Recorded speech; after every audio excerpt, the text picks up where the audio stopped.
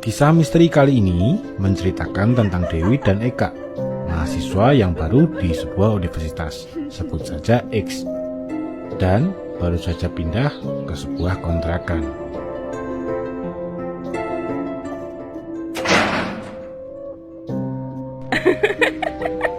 Dewi merasa senang sekali karena merasa beruntung mendapatkan kontrakan yang murah dengan lokasi yang tidak terlalu jauh dari kampus mereka.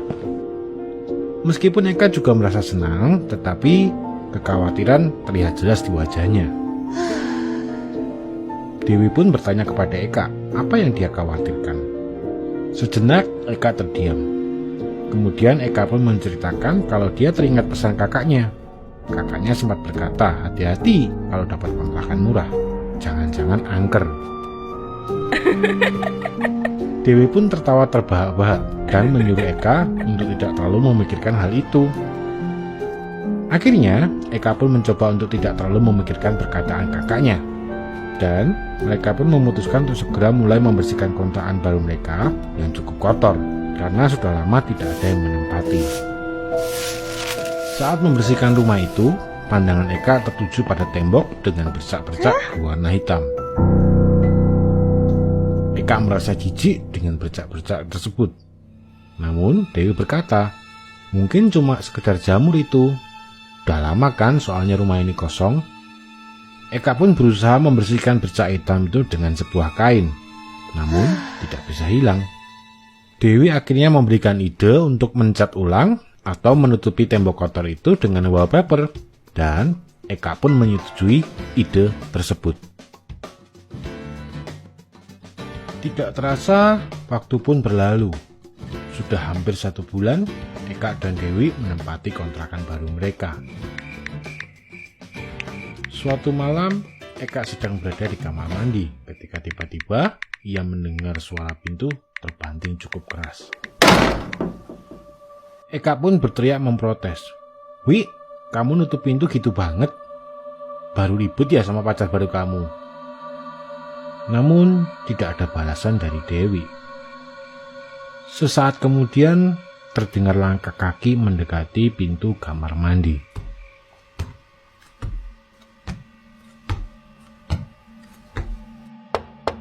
Lalu terdengar seseorang mengetuk pintu kamar mandi 3 kali. Eka menjawab dari dalam kamar mandi. Sebentar Wi, nanggung nih. Tiba-tiba terdengar suara lirih dari balik pintu kamar mandi. Tolong. Eka pun mulai ketakutan. Wi, gak lucu ah, jangan bercanda ya. Awas kamu.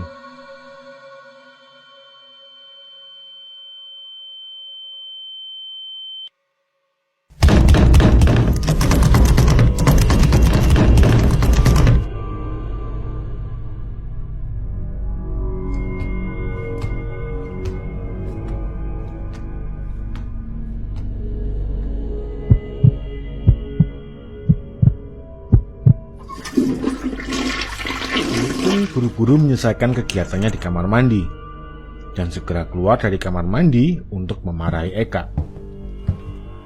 Belum selesai Eka memprotes, tiba-tiba Eka tersadar kalau ternyata tidak ada siapapun di rumah kecuali dirinya.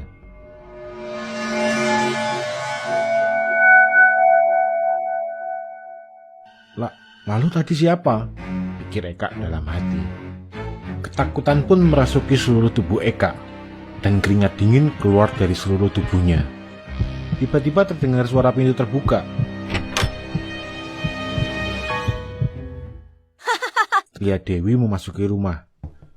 Dewi meminta maaf karena pulang terlalu larut. Alasannya, pacarnya tiba-tiba mengajak nongkrong. Namun, Eka hanya terdiam. Dewi pun keheranan melihat Eka yang terlihat pucat dan ketakutan. Loh, Wi, kamu kenapa? Kok pucat gitu? Tanya Dewi. Dengan terbata-bata, Eka bermaksud menceritakan apa yang barusan ia alami. Namun, tiba-tiba ia teringat pesan kakaknya tentang kontrakan angker.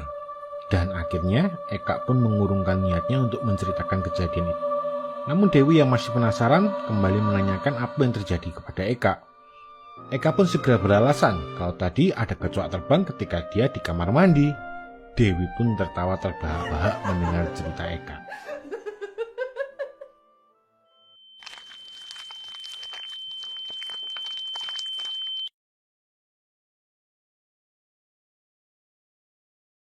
Beberapa hari kemudian, terlihat Dewi sedang asik ngobrol dengan Miska, seorang teman kuliahnya di sebuah ruang kuliah. "Benar kamu kontrak di rumah yang di ujung jalan itu, Wi?"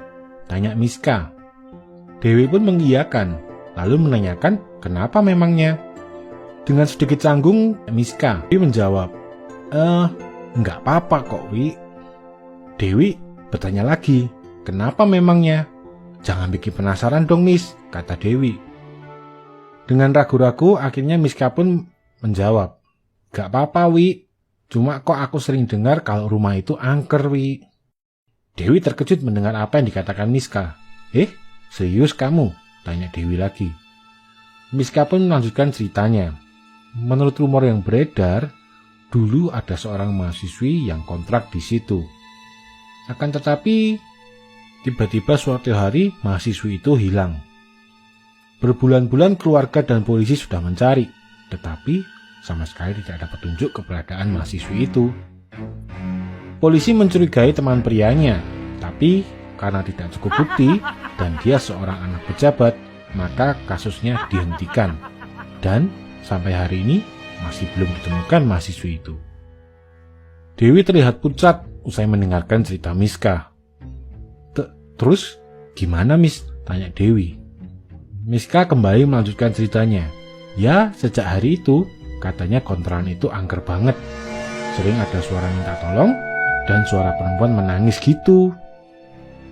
Dewi sebenarnya meragukan cerita Miska karena menurut Dewi selama mereka tinggal di situ mereka tidak pernah mengalami hal-hal yang aneh. Miska pun berkelakar bahwa paling itu semua hanya rumor dan Dewi seharusnya merasa beruntung karena dapat kontrakan murah. Tetapi Dewi tidak bisa melupakan cerita itu dan berencana menceritakan apa yang dia dengar kepada Eka. Sementara itu di kontrakan, Eka yang sedang berada di kamar mendengar ada suara terhisak. Eka pun keluar dari kamar dan terlihat Dewi sedang duduk di meja belajarnya sambil tertunduk dan menangis terhisak. Eka mencoba menanyakan apa yang terjadi. "Kamu kenapa, Wi? Ribut ya sama William?" "Sudahlah, tinggalkan saja dia. Dia bukan cowok baik-baik, Wi," kata Eka. Tapi Dewi terus saja menangis.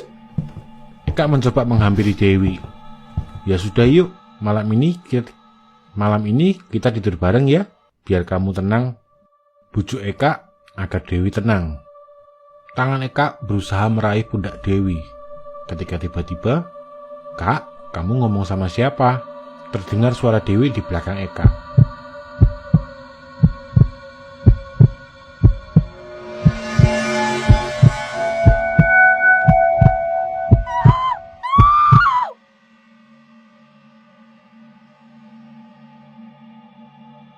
Eka dan Dewi yang ketakutan malam itu terjaga. Mereka tidak berani tidur. Eka berkata kepada Dewi, "Wi, kita pindah aja yuk. Takut aku di rumah ini." Dewi pun mengangguk tanda setuju. Namun tiba-tiba terdengar suara lirih. "Tolong." Dewi memberanikan diri untuk bertanya, "Siapa kamu? Apa maumu?" "Tolong." Tiba-tiba muncul sesosok perempuan di hadapan mereka. Eka dan Dewi pun terkejut. Dewi kembali memberanikan diri untuk bertanya, "Tolong jangan ganggu kami. Kami tidak ada maksud apa-apa." "Tolong."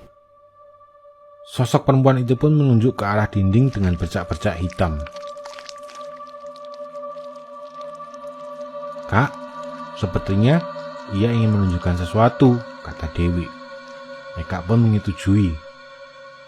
Tak lama kemudian, sosok perempuan itu pun menghilang. Dewi dan Eka kemudian berjalan menghampiri dinding itu. "Kak, sepertinya ada sesuatu di balik dinding ini." Dewi pun berinisiatif untuk memanggil tukang untuk membongkar dinding itu, untuk mengetahui apa yang sebenarnya sosok perempuan itu inginkan.